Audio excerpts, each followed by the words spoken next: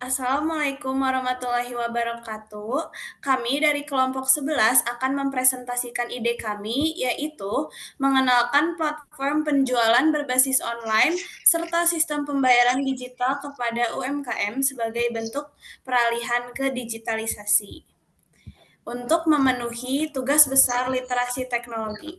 Sebelumnya, perkenalkan nama saya Salima Bianda pribadi dengan NIM 104012300129. Perkenalkan, nama saya Fania Krista dengan NIM 10401213312. Kenalkan, nama saya Akila Cukita Wijaya dengan NIM 1040123000523.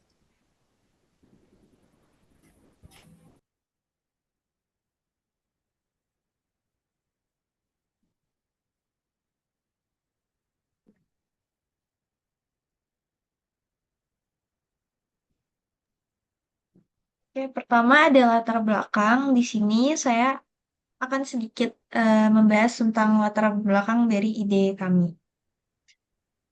Yang pertama, ya, di era digitalisasi ini, seperti yang kita tahu, perkembangan teknologi dapat membuka banyak peluang besar bagi para pelaku UMKM atau usaha mikro kecil dan menengah untuk memasarkan produk mereka secara online. Platform berbasis online sendiri menjadi gerbang utama untuk menjangkau pasar yang lebih luas, tetapi karena adanya keterbatasan waktu dan sumber daya, membuat beberapa pelaku UMKM menjadi kesulitan dalam mengikuti perkembangan teknologi yang pesat dan menyelesaikan teknologi informasi sesuai dengan kebutuhan bisnis mereka masing-masing. Para pelaku UMKM jelas membutuhkan panduan yang komprehensif dalam memanfaatkan teknologi yang tepat dan sesuai dengan jenis usaha serta kebutuhan mereka masing-masing. Para pelaku UMKM juga harus mengerti bagaimana cara menggunakan teknologi dengan semestinya, sehingga tidak menjadi justru tidak menjadi sebuah dampak negatif bagi mereka. Oleh karena itu, kami di sini akan mencoba memberikan edukasi kepada para pelaku UMKM yang masih kesulitan dalam menggunakan dan memanfaatkan teknologi, yaitu seperti memberi edukasi mengenai pemanfaatan e-commerce, misalnya seperti GrabFood, Shopee Food, dan juga kami akan mencoba untuk pembuatan blog, dan yang terakhir yaitu mengenalkan pembayaran digital, yaitu QRIS. Oke, selanjutnya. Di sini ada tujuan dan manfaat. Tujuan yang pertama, yang tadi udah disebutin di latar belakang juga, yaitu memberikan edukasi terkait pemanfaatan teknologi kepada para pelaku UMKM. Edukasinya kayak tadi ngenalin beberapa e-commerce yang udah ada di Indonesia. Terus yang kedua, meningkatkan keterampilan bagi UMKM agar dapat melakukan penjualan secara online. Karena emang kadang tuh masih ada beberapa UMKM sendiri yang mereka tuh belum mendaftar ke e-commerce. Jadi di sini kami mau ngajarin supaya keterampilan mereka meningkat. Terus yang ketiga, eh, yaitu memudahkan transaksi jual beli antara penjual dan pembeli. Kayak yang udah disebutin tadi, kami juga akan mengenalkan sistem pembayaran kris, yaitu tinggal nge-scan barcode aja. Manfaatnya sendiri, yang pertama dapat membuka pintu menuju pasar global, karena dengan memanfaatkan teknologi kayak internet, untuk memasarkan sebuah produk itu bakal jadi jauh lebih mudah dan jadi banyak orang yang tahu sama bisnis yang kita punya atau bisnis yang ada. Yang kedua, memberikan efisiensi biaya dan waktu. Yang ketiga, meningkatkan daya saing. Yang keempat, meningkatkan produktivitas. Dan yang terakhir, meningkatkan omset. Omset. Selanjutnya bakal dilanjutkan oleh Fania. Oke, yang selanjutnya ada langkah-langkah untuk membantu UMKM beralih ke digitalisasi. Yang pertama, mengadakan sosialisasi dan edukasi. Melakukan sosialisasi dan edukasi kepada UMKM mengenai manfaat digitalisasi, platform penjualan online, dan pembayaran QRIS. Yang kedua, melakukan penelitian dan analisis. Hasil penelitian ini akan digunakan sebagai dasar untuk mengembangkan solusi yang tepat bagi UMKM.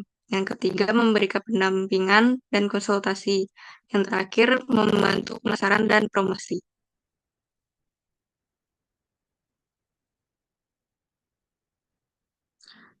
Pembahasan pembahasan terhadap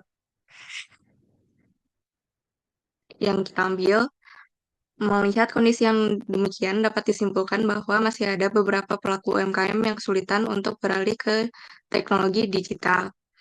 Kami tergerak untuk membantu mereka. Inisiatif ini bertujuan untuk meningkatkan kemampuan UMKM dalam berjualan online melalui platform e-commerce dan memperkenalkan sistem QRIS untuk mempermudah transaksi jual beli. Yang selanjutnya ada dampak positif dan negatif. Dampak positif dari penerapan ide kami yaitu tentunya akan memudahkan pembayaran. Pembeli itu hanya perlu memindai QR code yang ada menggunakan perangkat ponsel mereka masing-masing untuk melakukan transaksi. Dan proses pembayaran juga itu akan lebih cepat dan efisien bila sistem QRIS diterapkan. Jadi mereka itu udah nggak usah ngantri lama-lama lagi untuk membayar. Kalaupun ngantri, ngantrinya itu nggak bakal lama karena tinggal scan aja bayarnya. Nah, selanjutnya dampak negatif dari penerapan sistem QRIS yaitu adanya potensi penipuan yang lebih besar dan ancaman cyber bisnis. QRIS itu rentan terhadap penipuan dan pencurian identitas terutama karena transaksi dilakukan secara digital. Pelaku kejahatan dapat memanfaatkan celah keamanan untuk merugikan bisnis dan pelanggan.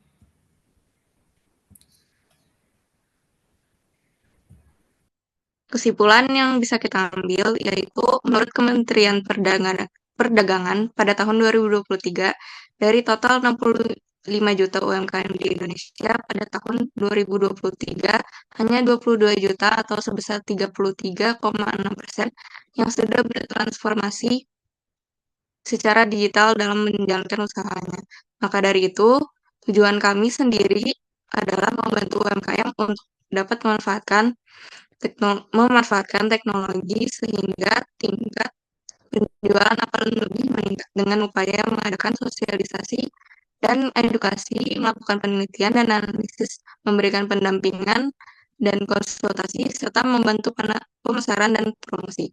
Dengan memanfaatkan teknologi teknologi digital, UMKM mampu memperluas jangkauan pasarnya.